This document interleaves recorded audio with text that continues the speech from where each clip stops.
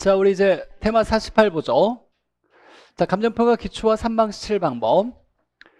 자, 공적 평가는 공적 주체가 평가하는 거니까 공적 주체 얘기하면 정부, 지자체, 공사 얘기하는 거죠. 정부나 공적 기관이 주체가 되는 거.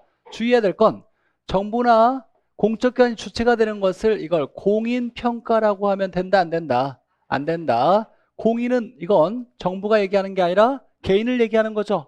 자격을 부여받은 개인을 뭐라 그래요? 공인이라고 얘기해요. 우리 자격증 따면 공인중개사라고 얘기하듯이 공인평가 얘기하면 개인이 평가하는 거예요. 감정평가 자격을 부여받은 개인을 뭐라고 한다? 공인 감정평가사라고 하는 거예요. 감평사라고 하는 거. 그러니까 공인평가는 개인이 평가하는 거다. 자, 두 번째 보니까 자, 대상 물건의 이용 상황을 그대로 기준으로 해서 평가한다. 이때 공법상의 제한은 무슨 상태? 받는 상태로 평가하는 거. 이걸 뭐라고 하냐면 현황평가라고 해요. 있는 그대로 기준으로 평가한다. 현황평가한다.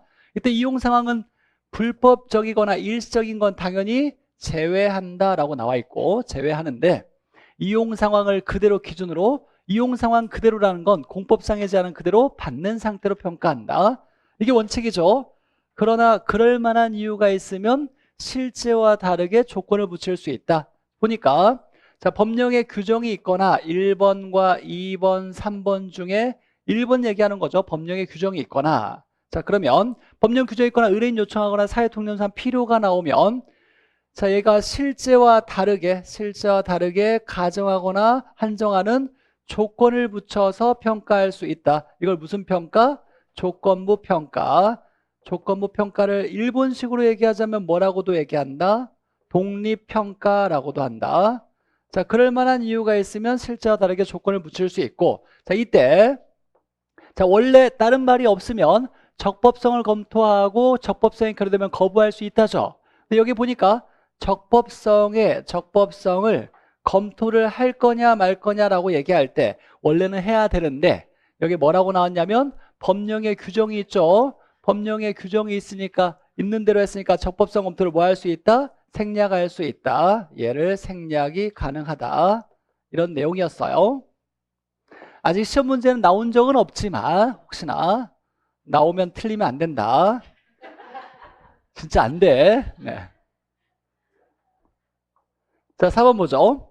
건물이 있는 토지래요. 건물이 있는 토지인데 표준지로 선정되었대요. 표준지로 선정되었다라면 이제 표준지 공시지가로 이제 정해질 건데 가격을 이때는 표준지로 선정되면 낮이 상태를 가정하여 평가하는 게 원칙이에요. 낮이 상정 평가한다라는 거예요. 그러면 건물 있는 걸로 없는 걸로 건물이 없는 걸로 그다음에 사법상의 제한도 있는 걸로 없는 걸로 사법상의 제한도 없는 걸로 평가하는 거죠. 그러면 있는 걸 없는 걸로 평가하니까 무슨 평가라고 한다? 조건부 평가라고 한다. 조건부 평가. 자, 그러면 이거 한번 보죠. 자, 이 경우에 조건부 평가를 했잖아요. 그러면 원칙은 현황평가인데 조건을 붙였어? 실제와 다르게. 그럼 셋 중에 하나라는 거잖아요. 셋 중에 뭘까요? 표준지로 선정되면 여기에 낮이를 가정해서 평가하는데 이게 어디에 나와 있냐면 법 규정에 나와 있는 거예요. 즉 부동산 가격 공시제도에 관한 법률에서 여기에 표준지로 선정돼서 표준지 공시가를 결정할 때는 조사평가할 때는 낮이 상태를 가정하여 평가한다라고 법령에 규정이 있어요. 법령에 이렇게 규정이 있으면 실제와 다르게 조건을 붙일 수 있다를 얘기하는 거예요. 이때 마찬가지로 법령에 있는 대로 했으니까 적법성 검토를 하지 않아도 된다. 네. 다른 건 해야 되는데. 알겠어. 피가 날 것 같으면 얘기해. 네. 자, 5번 보죠. 자, 물건이 여러 개 있을 때 원래 원칙은 개별로 평가하는 것을 원칙으로 한다. 개별평가가 원칙이죠. 원칙은 개별평가인데 이제 그럴 만한 이유가 있으면 다르게 할 때 각각을 규정해 놨어요. 일체로 거래되거나 불가분의 관계에 있다라면 뭐 할 수 있다? 일괄하여 평가하고 가치가 다르다라고 나오면 뭐 한다? 다르면 구분한다. 구분평가하고 일부도 평가할 수 있는 걸 뭐라고 한다? 구분평가, 부분평가라고 한다. 이렇게 세 개를 규정해 놨죠. 자, 원칙은 개별로 평가하는데, 자, 그래서 6번에 보니까 용도상 불가분의 관계는 여러 필지의 덩어리, 이걸 뭐라고 할까요? 불가분의 관계에 있는 여러 필지의 덩어리를 일단지라고 했어요. 일단지. 획지라고 하면 안 되죠. 획지는 뭐예요? 가격 수준이 비슷한 일단의 토지고, 쟤는 용도상 불가분의 관계에 있는 여러 필지의 토지를 일단지라고 하죠. 그러면 원래 개별로 평가하는 건, 즉 토지일 때는 개별이 필지예요. 필지별로 개별로 평가하는 게 원칙이지만 불가분의 관계에 있으니까 뭐 한다? 일괄하여 평가한다 라는 거죠. 올해 감정평가사 문제에 나왔던 거죠. 불가분의 관계에 있거나 일체로 거래된다라면 일괄하여 평가한다, 이렇게 규정되어 있으니까. 자, 7번에 보니까 부분평가라고 나왔는데 얘가 부분평가가 맞냐? 보니까 일체라고 이걸로 보면 안 돼요. 일체로 이용되고 있는 물건이지만 실제로 평가한 건 뭐예요?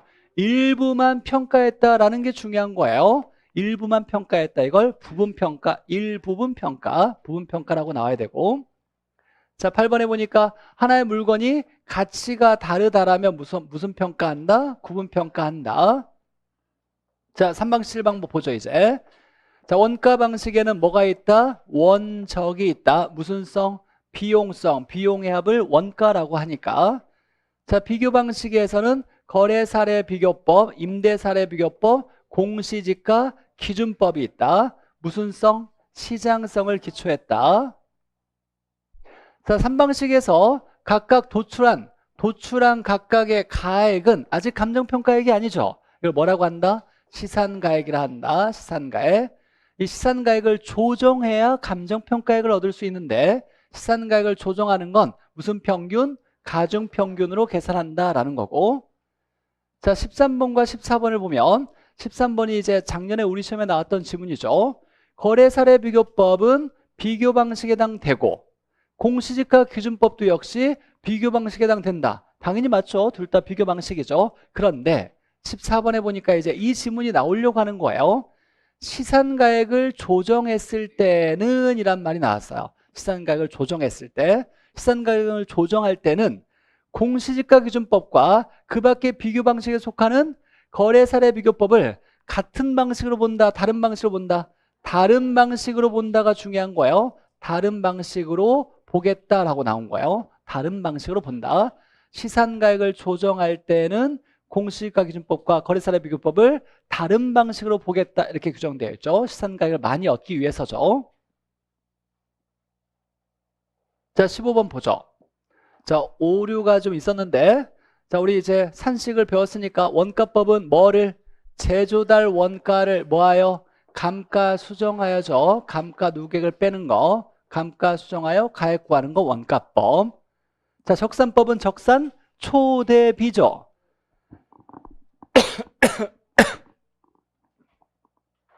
자, 적산 초대비인데 이때 비가 영업경비가 아니라 뭐다? 필요경비를 써야 된다. 필요경비. 이거 바꿔주시고, 필요재경비 또는 필요경비라고 얘기해요.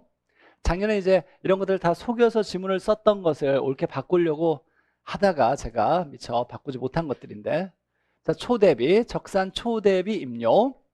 자, 거래사례 비교법은 거래 사례를 비교해서 가액을 구하는 거죠. 사례에다가 사시지계면이죠. 지계면을 거쳐서 가액 구하는 건데, 공시지가 기준법 중요하죠. 일단 첫 번째, 공시지가 기준법이란 걸 잘 봐야 돼요. 공시지가 비교법이 아니라 기준법이라고 나와야 되고, 토지를 정할 때 표준지에다가 사시지계면이 아니라 뭐 한다? 시지계 기타. 이거 X표 쳐놔야죠. 사정 보정 없고 시지계 기타, 그 밖을 한다. 시지계 기타. 그래서 사정 보정과 면적 요인이 비교가 없더라. 공시지가 기준법은 시지계 기타. 수익하는 법은 순수익을 환원율로 나누는 거죠. 중요한 식이죠. 이거 한번 잠깐 보죠. 자, 순수익을 환원율로 나눴대요. 그럼 얘하고 얘는 자리를 바꿀 수가 있어요. 가액과 환원율을 바꿀 수 있죠. 그러면 환원율을 어떻게 정하냐라고 할 때는 순수익을 뭘로? 가격으로 나누어서 구한다. 이렇게 나와야 돼요. 자, 그럴 때 환원율과 가격은 무슨 관계? 반비례 관계라는 걸 꼭 생각해야 돼요. 환원율과 가격은 반비례 관계다. 이따가 한번 다시 해석해 볼 거고. 자, 수익분석법은 임률을 정하는 거죠. 환원법은 가액을 구하고 분석법은 임률을 구하는데 순수익을 갖다 쓸 거고 임료는 필요경비를 더한다. 이렇게 해서 순수익에다가 필요경비 더하면 수익분석법. 자, 이제 원가법 보죠. 원가법. 자, 제주달 원가는 원가는 무조건 제주달 원가를 써야 되는데 이 제주달은 어떤 시점에서? 기준 시점에서가 중요한 거예요. 기준 시점으로 다시 조달한 원가를 얘기하는 거예요. 그래서 기준 시점에서의 물건을 건축하는 데 드는 비용을 뭐라 그래요? 물건을 만드는 데 들어가는 비용을 원가라고 얘기해요. 그래서 제주달 원가는 기준 시점에서의 원가를 얘기한다 이런 표현이고, 자, 제주달 원가를 구할 때는 내가 건설했든 맡겨서 건설했든 이런 건 다 따지지 않고 무조건 뭘로 기준한다? 도급을 기준해서 산정한다. 자, 제주달 원가는 건물일 경우에는 기준 시점에 총 공사비를 얘기하는 거예요. 총 공사비를 얘기할 때는 내가 건설한 경우라도 무조건 이건 시공사에게 맡겨서 공사한 비용으로 환산해서 원가를 사용한다. 도급 기준이다. 자, 3번에 제주달 원가를 우리가 정할 때는 두 가지가 있어요. 그대로 복제할 수 있는 복제 원가가 있고, 자, 복제 원가는 그대로 정확하게 기준 시점에 그대로 복제한 거예요. 그럼 눈으로 보이고 완전 똑같겠죠. 그래서 얘를 물리적으로 동일한 복제 원가를 쓰는 게 원칙인데, 근데 너무 예전에 만들어졌다라면 어떤 자재로 어떻게 만들었는지를 그대로 알지 못해서 그대로 복제할 수가 없어요. 그럼 어떻게 해야 돼? 대체해야 되겠죠. 뭘로 대체하냐면 효용이나 기능이 똑같은 걸로 대체해서 쓸 수밖에 없다. 그래서 얘를 대체 원가라고 하는 거예요. 그럼 우리가 대체제라고 했을 때는 뭐가 똑같은 거예요? 효용이 똑같은 거죠. 그래서 효용이나 기능이 동일한 걸로 대체할 수밖에 없다. 그러니까 대체 원가를 쓸 수밖에 없다요. 너무 오래전에 만들어져서 그대로 복제할 수 없을 때는 정확하지 않겠지만 대체 원가를 쓸 수밖에 없다. 그러는데 대체 원가를 쓸 때는 이 기능이 옛날 기능이 아니라 최신식의 기능으로 바꿔놔야 돼요. 최신식의 기능으로 바꿔야 돼요. 대체 원가를 쓸 때는 기준을 최신식의 기능으로 바뀌었는데 옛날 기능과 최신의 기능에 기능적 차이가 있겠죠. 감가가 일어났을 거예요. 그래서 이때 이미 대체 원가는 기능적 감가를 반영해서 작게 구하는 것이 대체 원가예요. 이미 기능적 감가 반영돼 있어서 복제 원가보다 훨씬 작게 나오는 거예요.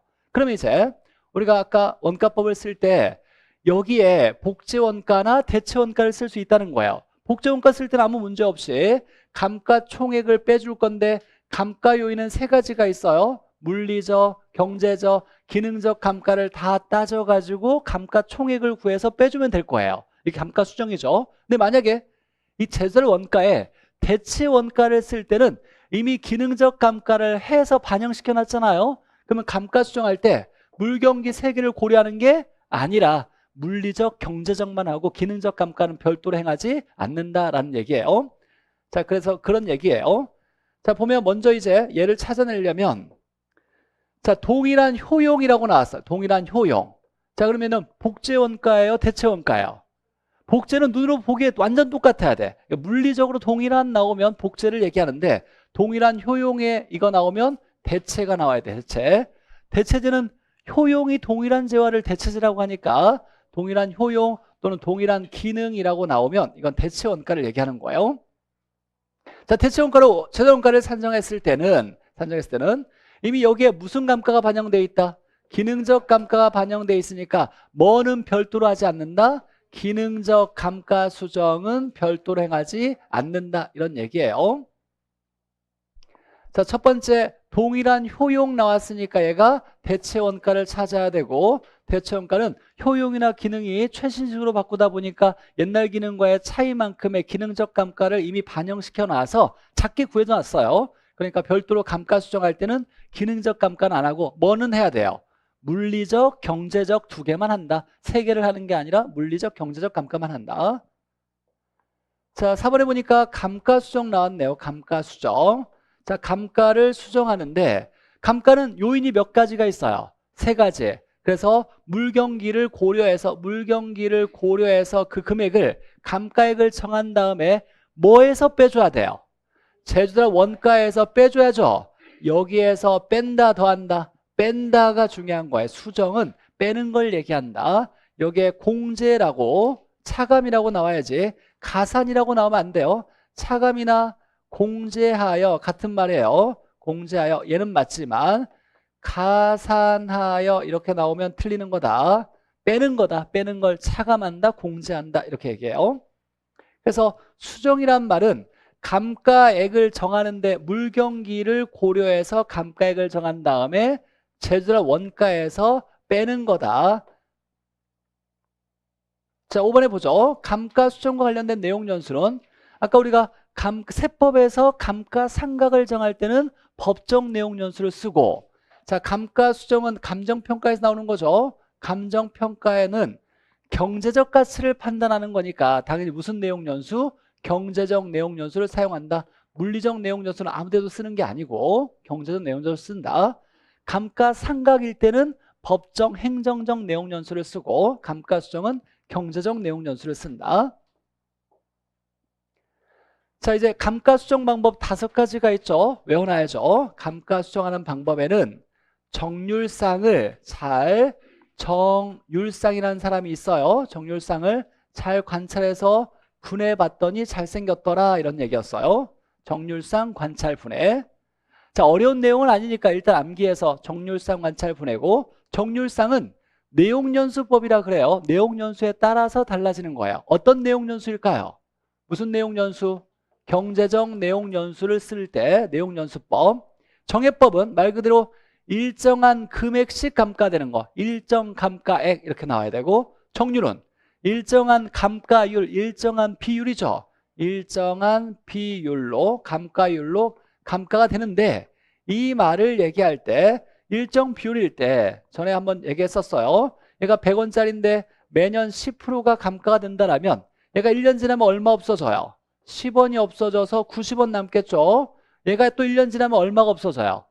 얘의 10%니까 얼마가 없어진다? 9원이 없어져서 얘가 81원이 남는다. 이런 얘기였어요. 그러니까 매년 감가율이 일정하면 감가액은 뭐한다? 줄어든다가 가장 중요한 거예요. 그래서 가장 중요한 건 얘예요. 정률법. 일정 비율로 감가될 때 매년 감가액은 뭐한다? 감소한다가 중요한 거예요. 자, 정률법은 주로 건물에 적용할까요? 기계에 적용할까요? 안 나와? 기계 설비에 주로 정률법을 적용해요. 건물 같은 경우는 우리가 원가법을 쓸 때 건물의 가액을 많이 구했어요. 이때 정해법을 주로 썼고, 한 번 딱 나온 게 정률법이 나왔는데 기계 설비에는 정률법을 쓴다 이런 얘기였어요. 무슨 얘기냐면 자동차는 기계죠. 자동차 기계 맞죠? 우리 껍질 벗기면 5천만 원짜리가 껍질 벗기면 1,000만 원이 사라져. 그리고 막 타다가 10년 뒤에는 1년 내내 타도 100만 원도 안 떨어질 수 있어요. 맞죠? 감가액이 일정에 줄어드는 거예요. 감가액이 줄어드는 거, 이런 것들이 정률법을 주로 쓰는 거예요. 감가율이 일정한데 감가액은 줄어드는 거예요. 기억해놔야 돼요. 그러면 이제 문제에서 매년 감가액이 줄어드는 것은 정률법이다 이렇게 나오면 맞는 거예요. 정률법은 감가액이 준다. 기계설비, 자동차 같은 거 생각하고, 상환기금법은 이자를 고려해서 감가액 정하는 건 상환기금법 이렇게 정하고, 관찰법은 감정평가사가 관찰한대요. 눈으로 보고 감가액을 대충 얼마 이렇게 따지는 거죠. 그러면 주관성이 커요, 작아요? 주관성이 크다. 주관 개입이 큰 건 관찰법 이렇게 하고, 분해법은 말 그대로 분해해서 구분한다, 세분한다, 구분하고 세분하여 감가액을 정한다라고 나오면 분해법이에요. 정률상 관찰 분해. 여기까지만 외우면 돼요. 정률상 내용연수법 관찰 분해. 정해법은 일정한 감가액으로 감가되는 거, 정률법은 일정한 비율이지만 감가액은 줄어든다가 중요한 거고, 이자 고려하는 건 상환기금법, 관찰해서 정하는 건 주관 개입이 크다. 분해법은 나누고 분해해서 감가액 정한다. 분해법. 그럼 보죠. 자, 정액법 나왔으니까 일정한 감가액이죠. 감가액이 일정하다. 정액 이렇게 나오는 거고, 자, 정률법은 감가율이 일정하죠. 일정한 감가율 나오는데 곱하는 건 나중에 계산을 할 거고 이거 중요한 게 아니라 일정 감가율인데 자 곱해서 감가액을 정하긴 하지만 중요한 건 매년 감가액은 뭐한다? 감가액은 뭐한다? 줄어든다. 얘가 중요한 거죠. 감가액은 줄어드는 거 정률법. 자 감가 요인은 우리가 세 가지가 있죠. 물경기가 있는데 아까 배웠듯이 인근 환경, 인근 지역 나오면 경제적 외부 환경이니까. 자 10번에 보니까 내부 구성 요소 나왔어요. 내부 구성 요소 설계, 설비 얘기하는 거. 이건 기능적 감가. 자 11번에 감가 요인을 이게 무슨 법이냐 이게 나오는 거야 이거. 무슨 법이냐. 자 이게 이제 잘 느낌이 안 올 건데 질문 한번 보면 어려운 건 아니고 이게 분해법이 맞아? 라고 했을 때 감가율을 물경기로 뭐 했어요? 세분하고 나눴다는 거죠. 자세히 나누고 치유 가능, 치유 불능으로 또 세분하여 나눴다는 거죠. 나누고 나눠서 감가액을 정했어요. 이걸 분해법이라고 하는 거예요. 여기에 일정한 금액이 나와야 정액법, 일정 비율 나와야 정률법, 이자 나와야 상환기금법, 관찰했다 나오면 관찰법, 분해라는 말 나오면 분해법. 그러니까 구분하는 게 어렵지 않아요. 정률상 관찰 분해. 자 12번에 보니까 이자를 계산해서 감가액을 정한 거 이걸 뭐라고 한다? 상환기금법이라고 한다. 자 거래사례비교법과 공시지가기준법 얘는 사실 99%가 계산 문제예요. 말 문제로 나올 가능성은 희박한데 자 기본적인 거 보면 거래사례비교법은 시장성의 원리, 자 실제 일어난 걸 바탕으로 했죠. 실증적이다라고 얘기해요. 설득력이 높을까요? 맞아요. 그래서 가장 많이 쓰는 건 가액을 구할 때 거래사례비교법이에요. 그래서 가장 감정평가 방법에서 중추적 역화라는 것을 이걸 거래사례비교법 비교 방식이다. 그래서 비교 방식 거래사례비교법이 가장 중추적인 역할로 가장 많이 쓰는 거예요. 뭐가 많아야 돼요? 사례만 많으면 무조건 가장 좋은 방법으로 쓸 수 있는 거다. 자, 시점 수정은 무슨 시점으로 바꾸는 거예요? 시점을 기준 시점으로 바꾸는 거죠. 그래서 어떤 시점이든지 간에 무조건 무슨 시점으로? 기준 시점으로 바꾸는 거예요. 기준 시점으로. 자, 이게 거래사례비교법일 때는 사례 시점을 무슨 시점으로? 기준 시점으로. 이게 만약에 원가법에서는 준공 당시의 시점의 공사비를 무슨 시점에? 기준 시점의 공사비. 그걸 뭐라고 한다? 재조달 원가로 바꿔야 된다. 이거예요. 그러니까 시점 수정한다는 건 무조건 기준 시점으로 바꾸는 걸 얘기하고 3번과 4번은 우리가 이제 거래사례비교법이나 공시지가기준법에서 특히 거래사례비교법은 사정보정이나 시점 수정을 할 건데 사정이 개입된 것도 사례로 쓸 수 있어요. 쓸 수 있죠? 맞아요. 뭐 하면 되니까? 사정 보정하면 되니까 그 얘기를 먼저 4번 먼저 보죠. 자, 도로에 접합한 토지 소유자 후면 토지를 정상 가격보다 비싸게 구입했대요. 이 사례가 정상보다 비싸게 거래했대요. 이 말은 뭐냐면 사정이 개입되었다. 사정이 개입된 사례다라고 얘기하는 거예요. 이 사람이 막걸리 먹고 거래했는지 뭐 했는지 모르겠어. 근데 하여간 정상보다 비싸게 거래했대요. 사정이 개입된 거야. 근데 보니까 자 이런 사례를 사례로 쓸 수 있느냐라고 묻는 거예요. 사정 보정할 수 있으면 되죠. 그럼 근거를 알아야 돼? 몰라야 돼? 알아야 돼요. 근거 파악이 가능하다고 나왔어요. 그러면 이게 나왔으니까 뭘 할 수 있다? 사정 보정이 가능한 거예요. 그럼 사례로 쓸 수 있다 없다? 있다. 사례로 선택될 수 있다. 이런 얘기예요. 먼 옛날에 나왔던 지문이고 3번에 보죠. 3번에 보니까 사정이 개입되지 않았대요. 그럼 뭐 아무 문제 없지 이런 건. 사정 개입되지 않았으니까 쓰면 되는데 얘 문제는 이제 또 보니까 거래 시점을 알 수가 없대요. 시점 수정을 할 수 있어야 돼요? 못 해도 돼요? 해야 돼요 무조건. 무슨 시점으로? 기준 시점으로. 그러니까 거래 시점과 기준 시점의 차이를 알아야 이 기간 동안에 물가나 지가가 얼마나 변했는지를 반영할 거 아니에요. 근데 거래 시점을 알 수가 없대. 그러면 시점 수정이 가능하다 불가능하다? 불가능하다. 시점 수정이 불가능하다라고 얘기하는 거예요. 시점 수정 불가능하니까 사례로 선택될 수가 없다라고 얘기하는 거예요. 그러니까 결론은 무조건 시점 수정과 사정 보정이 가능해야 사례로 쓸 수 있다를 얘기하는 거예요. 시점 수정 가능하려면 거래 시점을 알아야 되고 사정 부정 가능하려면 사정 개입된 건 상관없어. 개입됐든 안 됐든 상관없는데 개입됐다라면 근거를 알기만 하면 사정 부정하면 되니까 얼마든지 사용할 수 있다라는 얘기예요. 결론은 시점 수정, 사정 보정이 가능해야 사례로 선택될 수 있다 이런 얘기예요. 자, 토지를 평가할 때는 자, 원칙이 뭐예요? 공시지가 기준법이니까 뭘 쓴다? 표준지 공시가를 기준으로 한다. 자, 공시지가 기준법을 적용할 때는 기준이란 말이 먼저 나와야 되고 사시지계면이 아니라 뭐다? 시지계 기타죠. 자, 형은 뭐가 있어요? 일지계. 일반 요인, 지역 요인, 개별 요인인데 일반 요인은 따로 언급하지 않는다 그랬으니까 지역 요인과 개별 요인을 형성 요인이라고도 얘기할 수 있는 거예요. 그래서 시지계 등, 기타 등을 거쳐서 한다.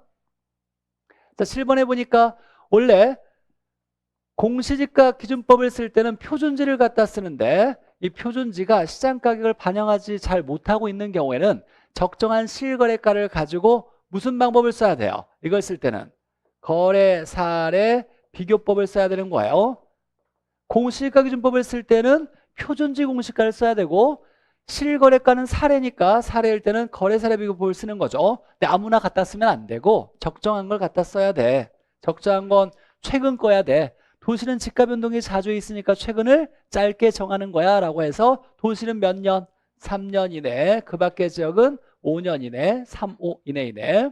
도시가 짧아야죠. 도시가 최근 걸 짧게 잡은 거예요. 지가 변동이 자주 있으니까 도시가 3년 이내. 자, 수익하는 법 보죠.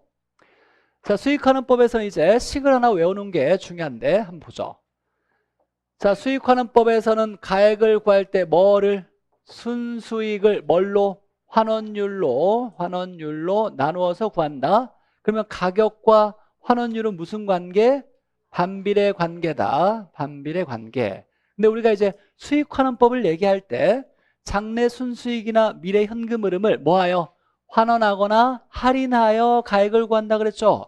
그럼 환원과 할인은 같은 말로 쓸 수가 있겠네요. 물론 많이 공부하면 약간의 차이가 있어요. 근데 우리 시험은 관련이 없으니까 할인율이라고 보면 돼요. 근데 우리가 할인율은 뭘로 썼어요? 요구 수익률로 썼어요. 말이 없는 할인율은 요구 수익률, 특별한 경우가 아니라면 할인율은 요구 수익률을 쓴다. 요구 수익률은 두 개의 합이었어요. 뭐와 뭐? 무위험률과 위험 할증률이었죠. 자, 그러면 이제 해석해 보죠. 만약에 자, 무위험률을 대변하는 건 대표적으로 뭐가 있어요? 금리가 있었죠. 금리, 이자율, 금리. 그럼 금리가 올라가면 무위험률 커지죠. 이 무위험률 위험과 관련 없어요. 무위험률 커지면 요구 수익률 커져서 커지면 얘가 어떤다? 작아진다가 중요한 거예요. 그래서 이제 문제에서 어려운 지문이 이거예요. 야, 금리가 상승하는 시기에 수익환원법을 적용했을 때 부동산의 가치는 낮게 평가되냐 높게 평가되냐를 해석하는 거예요. 금리가 올라가는 시기에는 요구 수익률이 커지겠죠. 그럼 할인율이나 환원율이 커지죠. 그럼 가격이 어떻게 평가된다? 낮게 평가된다라는 거예요. 지금 금리가 올라가는 시기예요. 금리가 올라갈 때 감정평가를 할 때는 부동산의 가치는 낮게 평가된다를 얘기하는 거예요. 자, 또는 위험이 커지면 위험 할증률이 커지죠. 위험 커지면 요구 수익률도 커지니까 커지면 가격은 어떻게 평가된다? 낮게 평가된다. 이게 중요한 건 우리 전에 배울 때 수익과 위험은 무슨 관계? 비례 관계였어요. 즉 하이 리스크 하이 리턴이었죠. 근데 가치와 위험은 무슨 관계냐라고 얘기할 때 위험 커져서 가격은 내려가는 거예요. 얘와 얘는 무슨 관계? 반비례 관계예요. 그래서 이 차이가 있더라를 얘기하는 거예요. 자, 이때 이제 우리가 전에 배웠던 걸 한번 또 따져보면 위험 조정 할인율법이 있었어요. 위험 조정 할인율법이 있었는데 자, 위험에 따라서 할인율을 조정하겠다는 거죠. 위험 커지면 할인율을 뭐 한다? 높인다. 요구 수익률 뭐 한다? 높여서 함부로 투자하지 않는다. 이때 우리가 외웠던 걸 조자로 외웠어요. 조. 시조 12. 이때 조도 있고 그 다음에 보조 회전통의 조자도 있었죠. 이때는 보조할 때 조자를 썼죠. 이거가 똑같은 얘기예요. 즉 다른 말로 위험이 커질 때 할인율을 높이는 것을 이걸 위험 조정 할인율법이라 그러고, 위험이 커질 때 환원율을 높이는 것을 이걸 시조의 조성법이라고 하는 거예요. 그래서 이걸 조성법이라고 한다. 이건 조성법을 얘기하는 거예요. 얘는 위험 커질 때 할인율 높이는 건 위험 조정 할인율법이라고 했었고, 똑같은 조 들어가는 거네요. 조. 자, 조성법, 위험 조정 할인율법. 똑같은 원리예요. 위험 커질 때 커진다. 그래서 이 과정을 해석하는 게 우리가 지금까지 배웠던 거에 하나 큰 연결축이에요. 수익환원법에서 가장 이론적인 감정평가 방법이다 보니까. 자, 그리고 특히 이거 위험과 가치는 무슨 관계? 반비례. 자, 그리고 얘와 얘는 자리를 바꿀 수가 있어요. 그럼 환원율은 뭘 해서 구한다? 순을 가격으로 나누어서 구한다. 곱해서가 아니라 환원율은 순 나누기 가격이니까. 그래서 환원율은 순을 가격으로 나눠서 구한다. 보죠. 자, 환원율을 구할 때, 자본환원율을 구할 때 시조 투 그 다음에 뭐가 있다? L부가 있더라. 자, 시장추출법, 조성법, 투자결합법, 에르두법, 부채감당법. 그래서 여기에 시조 투 L부 이렇게 있다가 배울 거예요. 자, 가장 중요한 건 어떤 걸까요? 가장 원칙으로 5가지 중에 뭘 쓸까요? 시장추출법을 쓰는 거예요. 시장에서 만들어지는 사례를 통해서 환원율을 구하는 게 가장 기본적인 원칙이에요. 이걸 쓰지 못할 때 다른 것들을 추가적으로 써서 환원율을 계산한다. 기본적인 원칙은 시장추출법이다. 시조 투엘부. 아까 정률상 관찰분해는 이건 감가 수정하는 방법. 시조 투엘부는 환원율을 구하는 거.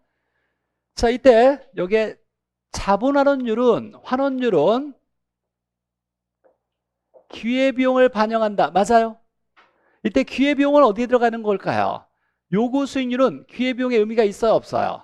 있죠. 우리가 요구 수익률은 투자하기 위해서 최소한 만족돼야 되는 수익률로, 은행이 넣는데 3% 준대, 예금 금리를. 은행이 넣는 걸 포기하고 부동산 투자할 때 최소 얼마는 받으려고 한다? 3%. 그래서 포기한 대가만큼은 최소 얻으려고 한다. 그래서 기회비용을 포기 대가라고 했고, 요구 수익률은 기회비용의 의미를 가지고 있다. 얘가 할인율, 환원율을 의미하고 있다. 이런 얘기예요. 그래서 환원율은 기회비용을 반영하면, 맞죠? 금리가 올라가면 뭐가 커지는 거예요? 무위험률이 커지는 거죠.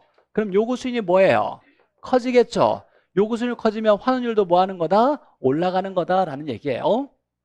자, 환원율은 순소득의 가격을 곱한 값이에요, 나눈 값이에요? 나눈 값이에요. 나눈 값. 이 식을 통해서 얘와 얘의 자리를 바꾸면 환원율은 순 나누기 가격 이렇게 된다. 순을 가격으로 나눈 값이다. 자, 순소득이 일정할 때 순이 일정한데, 일정한 건 사실 볼 필요 없고, 보니까 자, 수요의 증가로 가격이 올랐대요. 가격이 올랐다.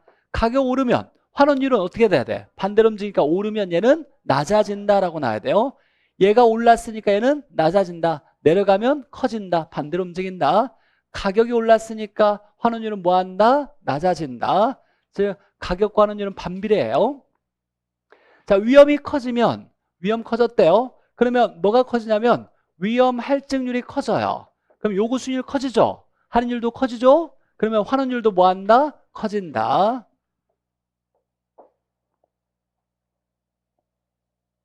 자, 시조12 보죠. 시조12.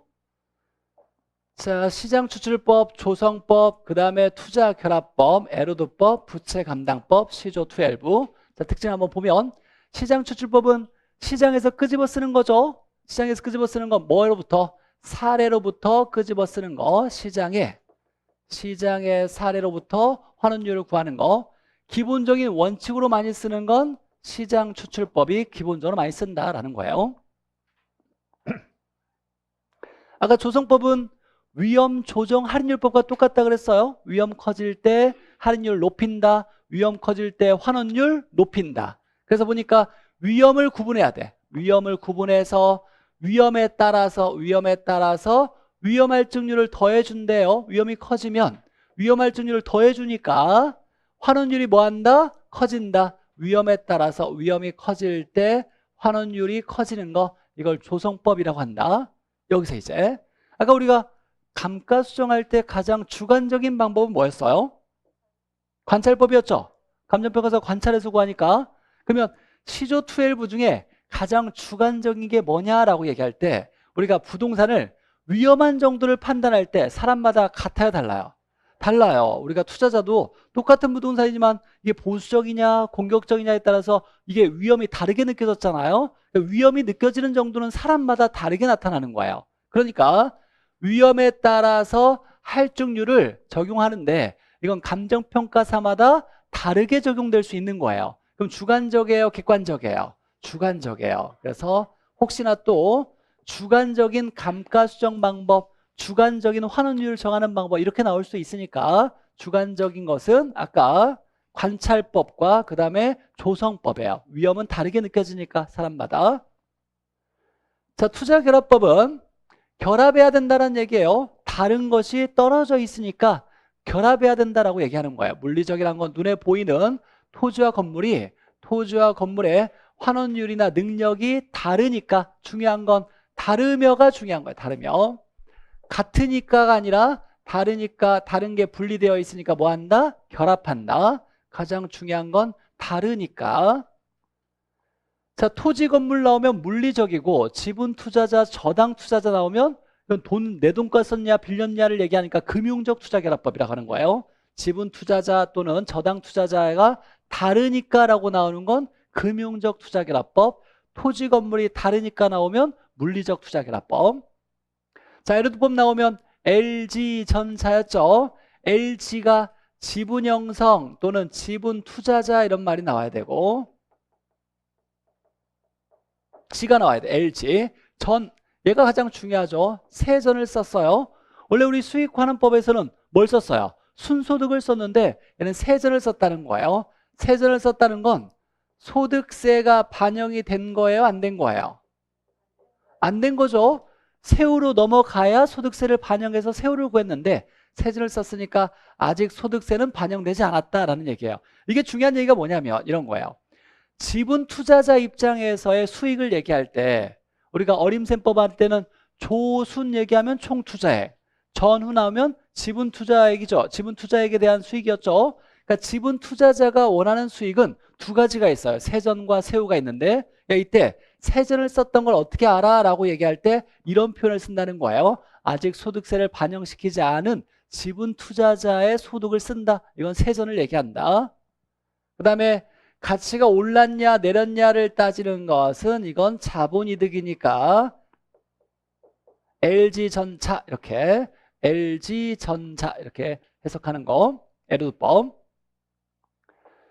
자, 가장 중요한 건 이건 말 문제로 나오지 않을 거고 계산 문제로 나올 건데 부채 감당법이 자, 5개 중에 사실 계산 문제로 가장 중요해요. 자, 우리 감정평가에서 저당상수 나오면 무조건 딱 떠올라야 돼요. 저당상 나오면 저부대 이렇게 나와야 돼요. 부채감당법은 환원율을 구할 때 저당상수의 부채감당률을 곱하고 대부 비율을 곱해서 구한다. 이렇게 해서 환원율을 구하는 거 저부대 부채감당법 저부대. 부채감당률은 뭐분의 뭐? 부채 서비스액분의 순 쓰는 거죠. 우리 학교에서 가장 중요한 비율이죠. 부채 서비스액분의 순소득. 가고 내리고 반대로 가는 거 얘가 부채 감당률. 가고 내리는 건 뭐예요? 채무 불이행률 부채 감당률이죠. 여기에 U, 여기에 B, 여기에 순, 부채 서비스 이렇게 있는 거죠. 가공, 유비, 순부채 이렇게. 자, 감정평가 규칙 보죠. 자, 얘는 이제 우리가 지금까지 배웠던 걸 키워드를 찾아서 딱 보자마자 판단할 건데 얘가 보통 47, 48, 49번 중에 한 문제가 나와요. 우리 문제 중에 가장 지문이 길게 나와요. 그래서 당황하면 안 되고 가장 긴 지문이 가장 쉽다. 5번부터 읽는다. 5번부터 읽어 나가야 돼요. 답은 거의 다 10번 중에 9번이 4번, 5번 중에 하나 있었어요. 그러니까 무조건 5번부터 읽어 나간다. 자, 기준 시점 나오면 얘는 기준되는 날짜죠. 어떻게 정한다? 가격 조안날로 정한다. 가격 조안날. 미리 정할 수도 있죠. 미리 정할 때는 그 날짜에 가격 조사가 가능한 경우에만 할 수 있다. 이렇게 나와야죠. 가격 조안날 가능한 이렇게 나와야 되고. 자, 원가법은 원가를 이용하겠네요. 근데 무슨 원가? 제조자 원가를 뭐하여? 감가 수정하여 가액을 구하는 거 원가법. 자, 적산법은 임료 구하는 거죠. 원가 방식의 적산법, 적산 초대비 임료 이걸 찾아야 돼요. 초가 있고 기초가액에 대가 있고 기대율을 곱해서 어쩌고 저쩌고 필요한 경비를 더하여 뭘 구한다? 임료를 구한다. 초대비 임료 이걸 딱 찾아내야 돼요. 적산 초대비 임료. 자, 거래사례 비교법이란 거래 사례를 비교해서 가액을 구하는 거죠. 그래서 유사한 거죠. 전혀 다른 걸 비교하면 안 되고, 그래서 유사한 거래 사례를 뭐하여? 비교하여 뭐 한다? 사시지계면 하는 거죠. 사정, 보정, 시점, 수정, 형성 요인에 뭐 있다? 지역 요인과 개별 요인을 등을 거쳐서 면적 등을 거쳐서 가액을 구하는 거. 거래 사례 비교법. 사시지계면에서 가액 구하는 거. 자, 공시지가 기준법 중요하죠. 자, 공시지가를 기준하는데 무슨 공시지가를? 표준지 공시지가를 기준한다라는 거죠. 자, 유사한 당연히 비슷한 걸 항상 비교해야 돼요. 기준도 비슷한 거. 표준지 공시지가를 기준으로 하여. 여기 보니까 비교라고 안 나오고 기준이라고 나왔죠. 거래사례 비교법 뭐라고 나왔어요? 비교하여라고 나왔어요. 비교하여. 근데 공시지가 기준법은 기준법이니까 뭐예요? 기준으로 하여 이렇게 나왔어요. 그 다음에 사시지계면이 아니라 시지계 기타 그 밖에 해서 토지가액 정하는 걸 공시지가 기준법 표준지 시지계 기타. 적정한 실거래가는 몇 년? 도시는 3년, 그 밖의 지역은 5년 이내에 적정한 실거래가를 얘기하고. 자, 7번, 8번 수익을 환원해서 가액으로 하는 거죠. 자, 1000번 한 것 같아. 1000번. 자, 수익하는 무슨 수익을? 장래 순수익이나 미래 현금 흐름을 뭐하여? 환원하거나 할인하여 가액을 구하는 거죠. 자, 수익 분석법은 임료 구하는 거죠. 분석법은 임료. 가장 중요한 건 임료를 먼저 봐야 돼요. 수익 분석법은 임료고, 수익 방식에서 임료 구할 때는 똑같이 순수익을 쓴다. 순수익이 가운데 있어요. 순수익에다가 임료를 구하니까 뭘 더한다? 필요경비를 더하여 임료 구하는 거. 순수익 더하기 필요경비 임료. 이걸 수익 분석법. 근데 수익 환원법과 분석법을 구분하는 게 중요하니까 사실 얘만 잘 정리하면 이 문제는 뭐 무조건 맞을 거니까. 자, 감정평가에서 주된 방법이 있어요. 주된 방법은 거래사례 비교법이나 임대사례 비교법을 쓰는 거죠. 자, 보니까 임대료 평가할 때 주된 방법은 뭐다? 임대사례 비교법. 그 다음에 우리가 대부분 사례가 많은 걸 쓰는 것도 거래사례 비교법이죠. 거래사례 비교법에서 한번 보죠. 거래사례 비교법을 쓸 때 맛동산, 동산, 그 다음에 과수원, 자동차, 일괄 먹으면 어디에? 입이나 목에 살에 들린다라고 했어요. 자, 이것들은 주된 방법이 거래사례 비교법. 임대료는 사례 많으니까 임대사례 비교법. 자, 이걸 외우고, 자, 이게 아니라 권리나 그 다음에 무형자산, 재단에는 권리가 들어가 있어요. 재단 중요하죠. 1단원에서 복합 개념의 부동산 나올 때 재단 나오면 준부동산 얘기하는 거고, 그 다음에 감정평가에서 재단 나오면 권리가 들어가 있어. 주된 방법은 수익환원법이에요. 권리, 그 다음에 무형자산, 재단은 수익환원법. 그럼 이것도 저것도 아니고 어쩔 수 없이 원가법을 쓰는 거. 건물, 기계, 선박, 항공기, 소, 경목림 나오면 원가법 이렇게 나와야죠.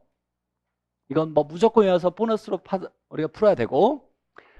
자, 우리가 감정평가업자는 산림을 평가할 때는 산지와 인목을 뭐 한다? 먼저 구분하여 평가하되, 즉 토지와 나무를 구분하여 평가하는 걸 원칙으로 하고, 그 다음에는 어떤 방법을 적용할 거냐라고 나온 거예요. 먼저 구분하여 평가하고 산지 인목을 일괄 평가할 때는 무슨 방법을 쓴다?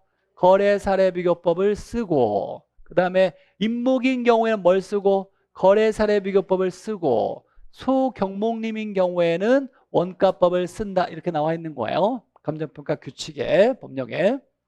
자, 원래 처음에 구분해서 평가하고 그 다음에 어떤 방법들을 쓸 거냐라고 얘기하는 거고. 자, 11번에 보니까 집합 건물에 관련된 법률, 아파트와 관련된 법률이에요. 근데 아파트는 복합부동산이니까 건물과 토지를 떼어서 거래할 수가 없어요. 그래서 보니까 자, 건물과 그 다음에 대지 사용권, 토지 소유권이에요. 일괄할 수밖에 없어요. 떼어놓지 못하니까. 일괄할 때는 무슨 방법을 쓴다? 거래 사례 비교법을 쓴다라는 거예요. 그래서 이렇게 나와야 돼요. 자, 집합 건물에서는 건물과 대지 사용권을 일괄할 수밖에 없다. 일괄 나오고 일괄하면 거래 사례 비교법을 쓴다라는 거. 주된 방법이죠.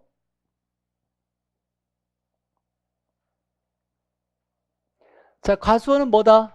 맞동산 과자니까 과수원은 거래 사례 비교법.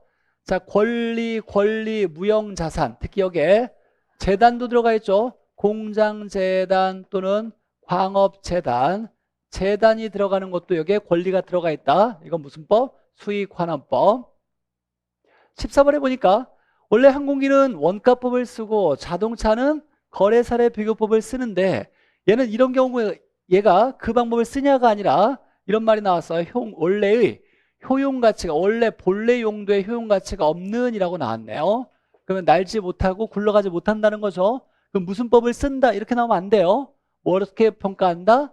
해체 처분가액으로 고철가액으로 평가한다라고 나와야 돼요. 무슨 방법이 아니라 그냥 고철값으로 평가한다. 해체 처분가액. 내일 모의고사 봐요? 아니 내일이 아니라 내일 모레. 기억날지 모르겠어요. 감정평가 규칙에서 감정평가 절차 7가지 절차가 있었어요. 본처 물건을 확인하죠. 물건을 확인하고 자, 그 다음에 자료 수집하고 그 다음에 자료를 검토하고 그 다음에 감정평가 방법을 감평의 방법을 선정하고 방법을 선정해서 감정평가액을 결정한다 이렇게 나와요. 이건 뭐 그냥 해석하면 되는 거고. 자, 볼은 뭐예요? 기본적 사항을 확정하고 처는 처리 계획을 수립하고 물건을 확인한다. 이때 물건 확인하는 걸 뭐라고 한다? 현장 조사예요? 실지 조사예요? 실지 조사예요. 실지 조사. 실지 조사 해야 한다. 실지 조사는 해야 돼요. 해서 물건을 직접 확인을 해야 되는데 단 객관적이고 신뢰할 만한 자료가 충분한 경우라면 뭐 할 수 있다? 생략할 수 있다. 자, 실지 조사라는 거 기억해 놓고. 자, 그러면서 기본적 사항을 확정한다 그랬어요. 즉 감정평가사가 의뢰인과 만나서 야 이렇게 하자라고 기본적 내용을 정해놓고 이제 계획을 세운 다음에 직접 가서 확인하고 여러 가지 절차를 거친다는 거예요. 그러면 기본적 사항에 이걸 확정할 건데 어떤 것들이 들어가 있냐라고 하면서 암기 코드 하나 있었어요? 의뢰인이 목조, 기기 물건을 뭐 했어? 훔치고 목조, 기기 물건을 훔치고 뭐 했다? 자수했다. 이런 내용이었어요. 시험에 나온대. 그래서 가르쳐 주는 거예요. 우리 본 시험에 나올 가능성은 많이 높지 않지만 자, 의뢰인 필요하죠. 의뢰인이 어떤 의뢰인이 의뢰를 했는지를 알아야 되고 목적, 감정평가 목적, 조건을 어떻게 붙여야 되냐. 감정평가 조건. 얘가 중요하죠. 기준 시점과 기준 가치를 뭘로 할 거냐를 얘기하는 거예요. 그 다음에 어떤 물건을 감정평가할 거냐. 야, 자문이 필요하냐, 용역이 필요하냐, 자문이나 용역이 필요한 정도를 상의하고 얘가 중요하죠. 수수료를 얼마를 줄 거냐를 협의가 돼야 이 감정평가를 진행할 수 있다는 거죠. 그래서 의뢰인이 목조기기 물건을 훔치고 뭐 했다? 자수했다. 의뢰인 목조기기 물건 훔치고 자수했다. 자, 마지막에 부동산가격 공시제도 보죠. 아, 민법은 잘 끝났어? 민법이요. 아직 아니야? 아, 잘 끝났어요? 내가 뭐 못 물어볼 걸 물어본 건 아니잖아. 표정들이 왜 그래요? 자, 보죠. 자, 토지에, 자, 부동산가격 공시제도에 표준이 있고, 표준지 공시지가, 개별 공시지가가 있고, 그 다음에 단독주택에 역시 표준 주택 가격이 있고, 개별 주택 가격이 있죠. 이렇게 있고, 그 다음에 공동주택은 표준과 개별이 있어, 없어요? 없어요. 그냥 공동주택 가격 이렇게 하나 딱 나오는 거예요. 그래서 첫 번째, 자, 이 표에서 거의 중요한 7, 80%가 여기 들어가 있다 그랬어요. 공동주택 가격은 공동주택 나오면 절대로 표준과 개별이 연결돼 있지 않다. 첫 번째. 자, 공시부자는 개별 나오면 누가 한다? 시군구, 시군구. 자, 심의기관도 시군구 이렇게 나와야 돼요. 얘도 시군구, 시군구. 이렇게 나와야 되는데, 자, 그러면 개별을 결정 공시하는 이유가 뭐였어요? 정부가 돈 받으려고 하는 거죠. 이때 돈을 세금, 부담금이나 그 다음에 나라 땅을 쓰고 있을 경우라면 사용료, 대부료를 이걸 결정하는 기준을 잡기 위해서 개별을 결정 공시한다 이런 얘기였어요. 그만 적어요. 책에 다 있어. 모든 책에 다 있어요. 지금 이제 듣고 외우려고 해야 돼요. 그 여러분 이제 얼마 안 남았으니까 외우려고 노력하면 시험 때까지 기억이 나. 집중해서 외우려고 해요. 그만 적고. 자, 세금, 부담금, 사용료를 결정하는 기준을 사용하기 위해서다. 그럼 나머지 표준과 공동은 누가 결정하냐면 국장이 하겠죠. 그래서 표준, 공동은 국장이 해요. 얘는 국장이 할 거고 얘 심의기관은 중앙부동산가격 공시위원회 이렇게 됐었죠. 자, 국장이 하는 거죠. 자, 얘도 국장이 할 거고 얘도 국장이 하더라. 자, 그러면 이제 표준과 개별의 관계는 뭐냐면, 자, 국장이 표준이나 표준 공동을 조사평가를 직접 하진 않을 거 아니에요. 누군가에 의뢰하겠죠. 그래서 얘는 누구에게 의뢰냐면 감정평가 법인 등에게 의뢰하고, 근데 국장이 표준주택과 공동주택 가격을 조사평가할 때는 우리나라 주택을 조사평가하는 기관이 어디예요? 부동산이죠. 한국부동산원, 부동산원에다가 조사평가를 의뢰한다라는 거였어요. 자, 그러면 이제 표준이 나온다. 공동밖에 없으니까 공동 하나 끝나는 거고, 표준 나오면 이걸 바탕으로 뭘 만들 거냐면 가격 비준표를 만들어서, 즉 여기에 의뢰해서 표준 가격이 나오면 가격 비준표 만들어서 이걸 누구에게 준다? 시군구에 주면 시군구는 이 가격 비준표를 참고해서 개별을 결정한다. 마찬가지죠. 국장이 표준주택 나오면 얘를 바탕으로 해서 가격 비준표를 만들어서 누구에게? 시군구에 주면 이걸 참고해서 개별을 산정한다라는 얘기였죠. 자, 그런데 이제 개별과 관련했을 때, 야, 개별은 시군구가 결정 공시하는데 무조건 다 공시해야 돼? 그렇진 않죠. 아닌 경우가 있었어요. 첫 번째, 세금 부담금의 대상이 아니면, 세금 부담금의 대상이 아니면, 야, 개별 필요 없잖아. 세금 부담금 안 내니까. 두 번째가 중요하죠. 뭘로 선정되면? 표준으로 선정된 경우라면 이란 말이 나오면, 표준주택으로 선정되든지 표준지로 선정되면 표준 가격을 뭘로 본다? 개별 가격으로 볼 거니까 별도로 개별을 결정 공시할 필요가 없다 이 얘기였어요. 자, 이럴 때 안 해도 괜찮다라는 얘기였고, 자, 이의신청도 할 수 있죠. 이의신청은 언제부터 언제까지? 공시일로부터 30일 이내에 이의신청할 수 있는데, 그 다음에 누구 얘기가 중요해요? 개별 나오면 시군구, 표준 공동 나오면 국장 이렇게 해야 된다라는 거죠. 나머지 내용은 이거 하나 더 해야지. 자, 우리가 암기했을 때 암기 코드에, 자, 작년엔 시행령으로 4월 말이었는데 올해는 다시 원래 법규로 들어가서 개별 주지 4, 5, 6, 7 이렇게 개별 주지 4, 5, 6, 7 얘는 공시일이죠. 발표하는 날은 개별은 4월 말, 개별 주택은 4월 말, 토지는 5월 말 이렇게 공시하고, 자, 기준일은 매년 1월 1일이 기준이에요. 표준은 1월 1일밖에 없어. 근데 개별은 여기에 변경 사유가 발생하면 다른 날을 기준으로 해서 주사평가를 다시 해야 돼요. 대통령령으로 정한 날이 있는데 이때 주택은 언제? 6월 1일, 토지는 7월 1일. 그래서 개별 주택가격은 4월 말 공시 6월 1일 기준 될 수 있다. 1월 1일과 6월 1일이 기준 날짜가 될 수 있고, 토지는 개별 공시지가는 5월 말 7월 1일 기준 될 수 있다. 개별 주지 4, 5, 6, 7 이렇게 주지 4, 5, 6, 7. 사실 얘가 중요한 게 아니라 사실 중요한 건 얘예요. 얘가 최근에 감정평가 시험에 나와서 얘를 암기를 하려고 했는데 얘만 암기하기 좀 아까우니까 같이 그냥 끼워서 암기했던 거예요. 사실 얘가 중요하다. 자, 보죠. 자, 표준지 공시지가의 공시 기준이 나왔어요. 원칙 언제? 1월 1일. 근데 개별 나오면 1월 1일 말고 다른 날도 될 수 있다는 거죠. 만약에 여기에 개별 공시지가라고 나왔어. 공시지가. 머릿속 떠올려봐요. 개별 주지 4, 5, 6, 7이죠. 자, 그러면 개별 공시지가라면 공시 기준일은 언제? 개별 공시지가라고 한다면 1월 1일이거나 언제? 7월 1일일 수 있다. 이렇게 두 개가 나올 수 있다는 얘기예요. 자, 이번에 보죠.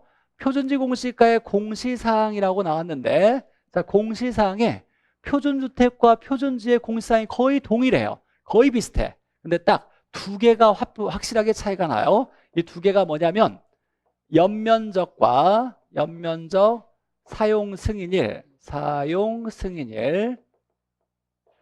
이 두 개는 자, 건물에 대한 얘기니까 표준지에 대한 얘기예요. 표준주택에 대한 얘기예요. 표준주택에 대한 얘기예요. 얘가 있을 때는 표준주택에 대한 얘기다. 표준주택에 대한 얘기야. 주택. 건물에 대한 얘기니까. 그래서 표준지의 공시사항에 라고 나오면 이걸 다 외우려고 애쓰지 말고 여기에 즉 연면적과 사용승인이 있으면 틀리는 거예요. 없으면 맞다고 해도 되고. 근데 표준주택의 공시사항에는 여기에 무조건 연면적 사용승인이 들어가야 돼요. 없으면 틀리는 거야. 들어가야 된다. 기준 잡는 건 연면적 사용승인일. 보니까 지번, 단위면적당 가격, 면적, 형상, 주변 토지 이용 상황 여기에 연면적 사용승인이 없네요. 그럼 얘는 맞는 거다라고 봐도 돼요. 자, 그 다음에 이제 나머지 보죠. 자, 표준지는 감정평가 법인 등이 지가를 산정하기 위해서 기준이 된다. 우리가 지가를 산정하기 위해 쓰는 것이 공시지가 기준법이에요. 공시지가 기준법이니까 이때 공시지가는 무슨 공시지가? 표준지 공시지가를 쓰는 거지. 표준지가 기준되는 거야. 그 다음에 우리가 이제 1단원에서 배웠던 거 표준지는 뭐 하기 위해 선정한 토지? 지가를 공시하기 위해 선정한 이렇게 나왔죠. 표준지는 뭐를 공시하기 위해서? 지가를 공시하기 위해 선정한 토지 이렇게 나와야 되고 지가 공시를 위해 선정한 거. 자, 표준은 개별을 결정 공시하는데 기준이 될 수 있어요? 기준 될 수 있죠. 물론 좀 더 구체적으로 얘기한다라면 여기 사이에 뭐가 들어가야 돼요? 표준을 바탕으로 뭘 만들었다? 가격 비준표를 만들어서 얘를 바탕으로 개별을 산정하는 거죠. 얘가 들어가 있긴 하지만 근본적으로 얘를 바탕으로 얘를 만드는 건 맞죠.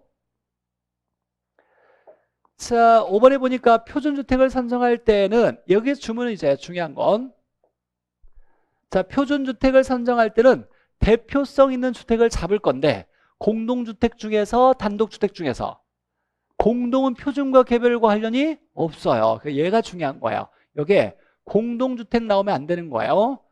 표준주택은 우리 시험에서 두 개 다르게 나온 적이 공동주택 중에서 라고 나온 게 틀린 거 있고 공동주택과 단독주택 중에서 라고 나온 거 틀린 거예요. 공동주택 나오면 무조건 여기에 공동주택 나오면 표준과 개별과 관련이 없다. 얘 들어가면 안 된다. 표준 개별과 아무 관련이 없다. 공동 나오면 딱 안테나를 세워서 표준과 개별과 관련이 없다를 찾아내야 되고. 자, 개별주택 가격과 이거 잠깐 좀 수정한다라면 개별에 주택이 나왔으니까 개별 주지 4, 6, 7 주지 4, 5, 6, 7 이렇게 나왔죠. 자, 주는 매년 4월 말. 그 다음에 기준일은 언제? 기준일은 1월 1일이거나 또는 6월 1일이고, 자, 개별 공시지가는 공시일은 언제? 5월 말 이렇게 나와야 되고, 기준일은 1월 1일 아니면 7월 1일 이렇게 적어주시고, 주택 이 암기 코드 적어놓으면 돼요. 개별 주지 4, 5, 6, 7 이렇게. 그래서 주택은 이렇게, 토지는 이렇게. 자, 7번 보죠. 7번에 보니까 자, 표준지로 선정된이라고 나왔어요. 얘가 중요한 거죠. 표준지로 선정됐다. 그러면 개별을 결정 공시해야 돼요? 안 할 수 있어요? 아니할 수 있다 이렇게 나오는 거예요. 표준지로 선정되었으니까 표준 가격을 개별로 본 테니까 개별을 아니할 수 있다. 그 다음에 또 하나 항상 봐야 돼요. 무조건 지문에 국장 시군구가 나오면 개별이냐 표준 공동이냐 이걸 따져봐야 돼요. 보니까 개별이니까 뭐가 나와야 돼요? 시군구 나와야 돼요. 국장 나오면 안 돼요. 그래서 이 지문은 표준으로 선정됐으니까 아니할 수 있다 이렇게 나와야 되고, 시군구가 개별 이렇게 나와야 돼요. 자, 8번에 보니까 자, 표준의 가격은 가격비준표의 기준이 되며, 자, 개별은 가격비준표를 활용해서 얘를 활용해서 개별을 결정한다. 맞죠? 자, 9번 보죠. 이의 신청이네요. 자, 이의가 있는 사람은 이의 신청할 수 있죠. 언제부터 언제까지? 공시일로부터 30일 이내에 이의 신청할 수 있다. 이때 누구에게가 중요한 거예요. 누구에게? 첫 번째는 공시일로부터 30일. 그 다음 누구에게? 표준의 이의 신청 누구? 국장. 공동도 누구? 국장. 그 국장에게. 개별이 없는 표준 공동은 국장. 이렇게 가야죠. 자, 10번도 마찬가지로 이의가 있는 자는 이라고 했네요. 이의가 있으면 토지 소유자 또는 뭐 이해관계자 모두 다 이의 신청할 수 있어요. 관련된 사람 모두 할 수 있는데, 공시일로부터 30일 이내 누구에게 라고 할 때 개별이 나왔으니까 시군구 이렇게 나와야죠. 시군구. 자, 11번 보죠. 자, 11번에서 좀 어렵게 나왔던 지문이긴 한데, 자, 국장이 나왔어요. 자, 그러면서 인정되는 단독주택 중에서 표준주택 나왔어요. 그러면 국장 표준 맞아요? 표준주택은 단독 맞아요? 맞죠? 주택일 때는 공동은 절대로 표준 개별 없고 단독만 표준 개별해요. 국장이 결정 공시할 때 어디에 심을 거친다? 중앙 이렇게 나와야 돼요. 그래서 국장이 표준 주택이니까 단독, 국장이 결정 공시할 때는 심의를 중앙에서 거친다라는 얘기예요. 그다음에 12번과 13번은 잘 봐야 될 게 국가지자체라고 나온 거예요. 국가지자체 이게 나오면 무슨 업무냐가 중요한 거예요. 이게 그 업무냐 과세 등의 업무냐를 따져줘야 돼요. 표준이 나오면 무슨 업무? 그 업무 이렇게 나와야 돼요. 개별 나오면 뭐? 과세 등의 업무. 여기서 특이하게 개별은 과세 등의 업무죠. 공동은 아파트는 세금 내야 돼, 안 내야 돼요? 내야 돼요. 근데 공동은 표준과 개별이 없어요. 그래서 공동도 과세 등의 업무에 해당된다라는 거예요. 공동은 개별이 별도로 없으니까. 원래 개별은 시군구고 공동은 국장이 하는 거예요. 두 개 다 따로 놀아야 되는데 유일하게 붙어 다니는 것이 과세 등의 업무에만 붙어 다녀요. 자, 그 다음에 국장이 표준 이렇게 해야 되는데, 얘는 주택이고 얘는 토지죠. 국장이 직접 조사하지는 않을 거 아니에요. 누구에게 의뢰할 거냐, 의뢰를 얘기하는 거예요. 주택은 누구에게? 한국부동산원에게 의뢰할 거고, 토지는 누구에게? 감정평가 법인 등에 의뢰하는데 둘 이상이죠. 반드시는 아니다. 반드시는 아니고 집가 변동이 잦을 때는 하나의 감정평가 법인에 의뢰할 수 있다. 자, 16번에 자, 시군구 이렇게 나왔는데, 공시기준일 이후에 1월 1일 이후에 자, 분할 합병이 발생해서 변경사유가 발생했으니까 대통령령으로 정하는 날을 기준으로 해서 다시 평가해야 되는데, 결정 공시해야 되는데, 일단 보죠. 시군구 나왔으니까 뭐가 나와야 돼요? 개별 나와야 돼. 개별. 시군구 개별. 근데 보니까 이후에 다른 날을이라고 나왔으니까 개별일 때 토지죠. 토지. 토지니까 개별 주지 4, 5, 6, 7 이렇게 나왔어요. 토지니까 뒤에 거 얘기하는 거잖아요. 그럼 여기에 1월 1일 말고 언제? 7월 1일 이렇게 나와야 된다. 이게 중요한 거예요. 이게 가장 최근에 나왔던 지문이에요. 새롭게. 자, 여기까지 이론 청정리였고, 자, 이제 다음 주부터 아주 즐거운 동형 모의고사 시간이네요. 동형 모의고사. 잠깐 이제 동형 모의고사를 볼 때 열심히 이제 성적을 올려야 될 때예요. 우리 본 시험이 1년에 한 번밖에 없으니까 준비를 해야 되고, 동형 모의고사 볼 때 가볍게 오시면 안 되고 머리를 무겁게 해서 와야 돼요. 자, 일단 전에 얘기했듯이 우리 시험에 이론 총정리 3주 했고 동형을 4회를 총 보는데 시간이 3주밖에 없으니까 1주차 때 오전에서는 오전에 1회를 볼 거고, 그 다음에 야간 오후라고 하죠. 자, 오후반에는 2회를 볼 거예요. 그래서 첫 주에 와서 다음 주에 와서 1회차 보고 나는 체력이 괜찮아. 그럼 공부했다가 야간에 또 오후에 2회차 보고 해설 강의 듣고 가셔도 된다. 영상 보시는 분들은 그냥 동시에 나갈 거니까 따로 시간 재서 보시고. 자, 일단 모의고사를 볼 때 중요한 건 그냥 보면 안 돼요. 그냥 보는 건 의미가 없어요. 우리가 뭐 점수 보고서 기분 좋아하고 나빠하고 이거 판단하려고 보는 게 아니니까 무조건 이제 전범위를 공부한 다음에 시험을 봐야 의미가 있다. 이게 가장 중요해요. 전범위. 이때 이제 전범위를 보려면 내가 가장 좋아하는 책들이 있어야겠죠. 얇은 게 좋을 거예요. 가장 최근에 공부했던 게 좋은 거니까 가장. 요즘 최근에 백선 공부했을 거고, 이제 이론 총정리 다 봤죠? 백선집에 있는 거. 이걸 자주 여러 번 볼 수 있도록 해야 돼요. 무조건. 자, 1회차, 2회차는 여기와 관련된 문제들이 제법 많이 냈어요. 관련된 것들을. 그래서 백선과 이론 총정리를 처음부터까지 한번 최대한 노력해서 보려고 하고, 그냥 볼 때 생각 없이 보면 안 돼요. 생각을 하고 봐야 돼. 무슨 생각이냐면 맞춰야 될 최소 문제를 수치화를 해야 돼요. 근데 대충 어떤 테마에서 어떤 문제가 나올 거라는 건 대충 알고 있잖아요.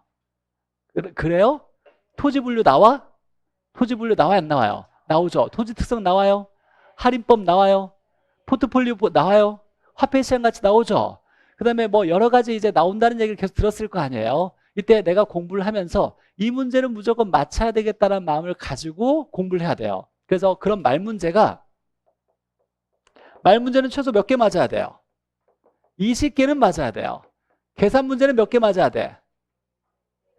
4개 맞으면 너무 좋죠. 4개 맞으면 땡큐고, 그 다음에 나머지 찍은 거 몇 개 더 맞겠지.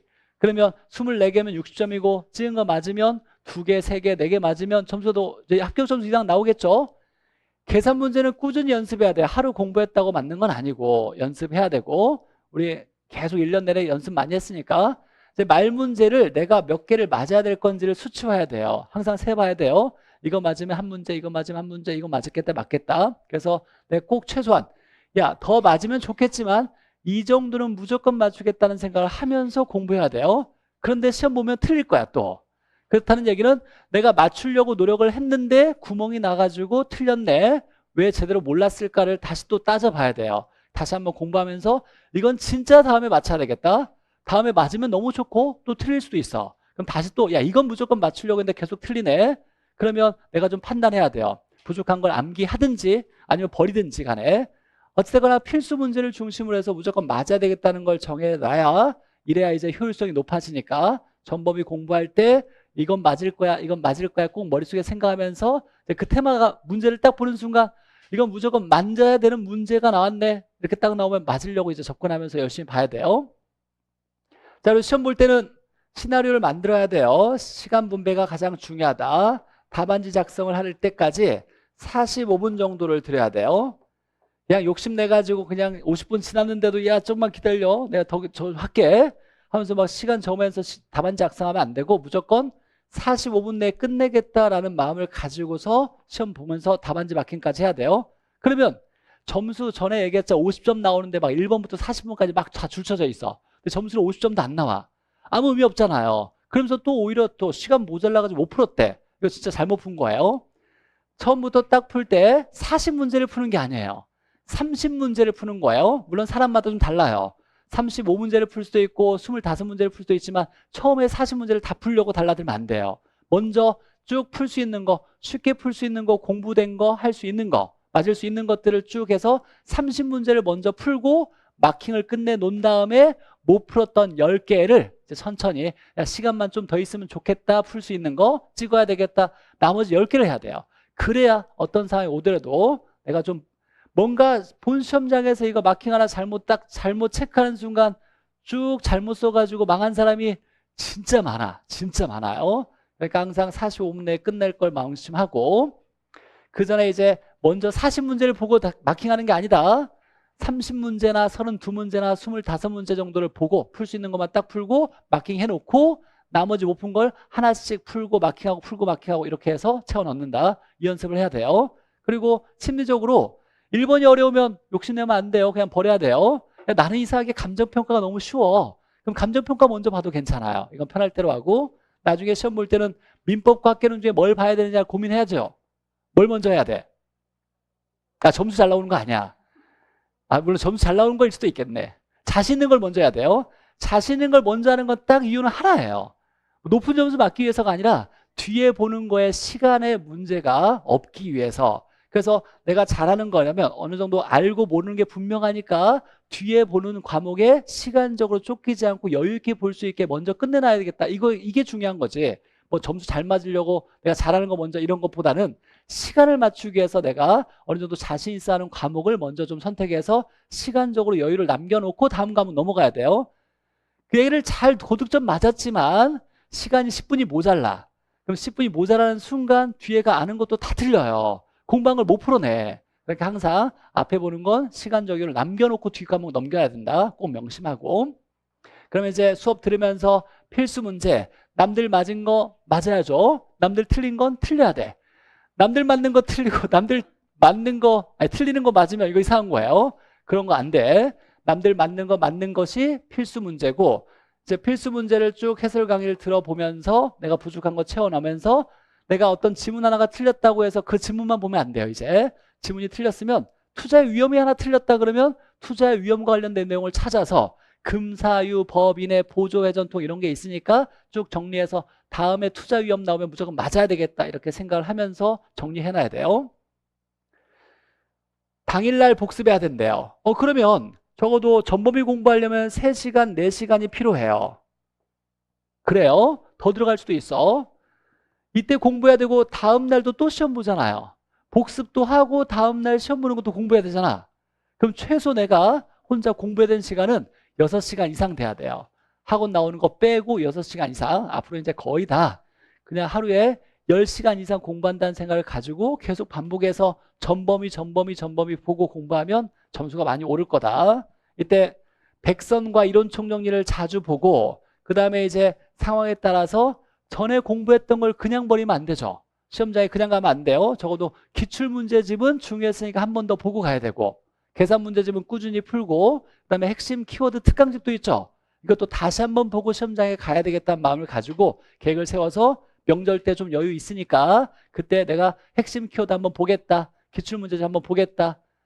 한번 볼 때는 무조건 다음에 좀 더 빨리 볼 수 있게 체크가 잘 돼 있어야 돼. 무조건 처음 볼 때는 잘 체크해놔서 다음에 볼 때는 시간을 반절 이상 줄이겠다라는 마음을 가지고서 잘 체크하면서 봐야 된다. 그렇게 동영 보면 다 합격할 거다. 네, 합격할 거예요. 네, 이건 끝난 건 아니고 게릴라 특강이 하나 있어요. 10월 4일 날 수요일 날, 10월 4일이면 수요일이죠. 여러분들 공지했고 영상 보시는 분들도 10월 4일 날 수요일 날 게릴라 특강이 있더라라는 거예요. 자, 이때 2시부터 아마 2시부터 한 6시 이전에 끝날 거예요. 자신은 없고 한 3, 4시간 정도 걸릴 거고, 계산 문제 우리 다 공부했는데 나 이미 다 공부했는데 굳이 또 와가지고 열심히 하려고 하지 않아도 괜찮아요. 계산 문제 잘 하고 있으면 알아서 공부하시면 되고 자기 스케줄대로 하면 되고, 계산 문제가 정리가 좀 안 되거나 좀 부족하다고 생각하는 사람들만 참여하셔서 학원 나오셔도 되고, 공개 강의니까 근처에서 영상으로 공부하시는 분도 왕십리 캠퍼스에 문의하셔가지고 직접 참여하셔서 같이 공부할 수 있다. 이때 이제 30문제 정도, 즉 우리 계산 문제와 관련된 거의 나올 것 같은 유형의 30문제를 같이 꼼꼼히 천천히 풀어볼 거니까 이때 시간 되면 부족하다 생각하는 분들은 나와서 같이 공부하시자라는 얘기예요. 이때 유튜브로 실시간 라이브로 되는 거니까 유튜브로 보셔도 되고 가까우신 분이면 왕십리 캠프에 오셔서 같이 공부하셔도 된다. 프린트로 제공할 거니까 미리. 그리고 마지막 할 수 있다. 자신감이 중요하다. 내가 공부가 안 돼도 무조건 할 수 있다는 생각을 가져야 합격할 수 있다 그랬어요. 그냥 힘들고 불안하고 초조하다고 해서 막 괴로워한다고 해서 누가 위로 안 해줘. 해줄 수 있지. 내 사랑하는 남편도 있을 거니까 어찌됐거나 중요한 건 내가 잘 견뎌내야 나중에 좀 뿌듯할 거예요. 다 힘들어요. 다 힘들지만 이겨내야 나중에 내 스스로 칭찬할 만한 가치가 생길 거니까 합격할 수 있다는 생각 가지고 즐겁게 하시길 바라요. 다음 주에 뵙겠습니다.